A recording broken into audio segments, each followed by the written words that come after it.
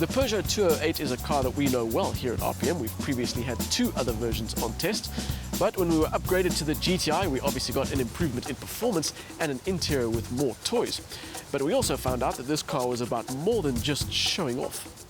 A hatchback with the GTI badge is full of connotations and not always good ones. It immediately gives an idea that the car is about power and performance, but also about boy races and traffic light Grands Prix. But as we'd find out, this GTI has performance aplenty, but it also knows about the reality of everyday traffic and is able to keep the driver comfortable no matter the conditions. Chief Test Officer for the 208 GTI was RPM TV webmaster Adam Skuman. Primarily, I think what Peugeot did in the 208 GTI is that it reminds me you don't have to rock hard suspension to actually have a competent pocket rocket. I think in the past you've had cars which would punish your passengers for being in the car with you to give you a level of handling. But the 208 doesn't do that. It's still hard, but it's got some body roll. And it was one of the more comfortable sports cars I've driven this year. But with good performance comes not so good fuel economy generally. Again, the GTI surprised us.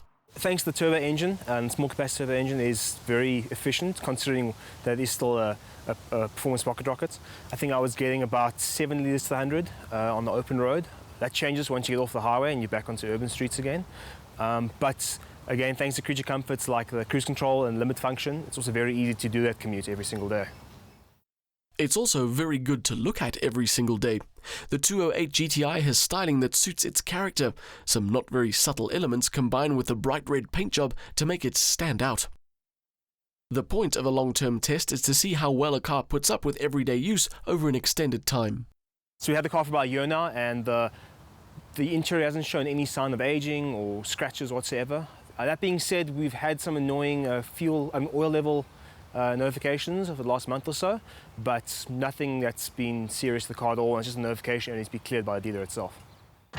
A solid build quality meant that we were able to enjoy the interior with its good spec, which included sat-nav, Bluetooth and dual-zone climate control. Rear space in the little GTI is best used for shorter distances only, and the boot space is adequate for this class of car.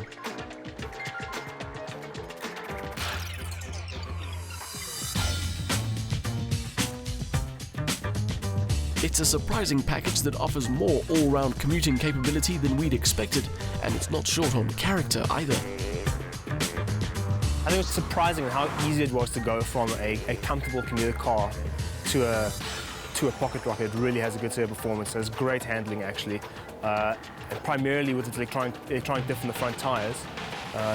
It's really surprising how well the car actually handles. The handling is a definite highlight of the 208 GTI. It's so good that it meant we were able to have a little fun with bigger, more expensive machinery on long breakfast runs.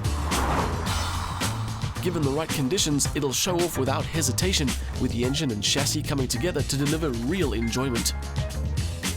It's always difficult to say goodbye to a good car, even after our usual week-long test cycle.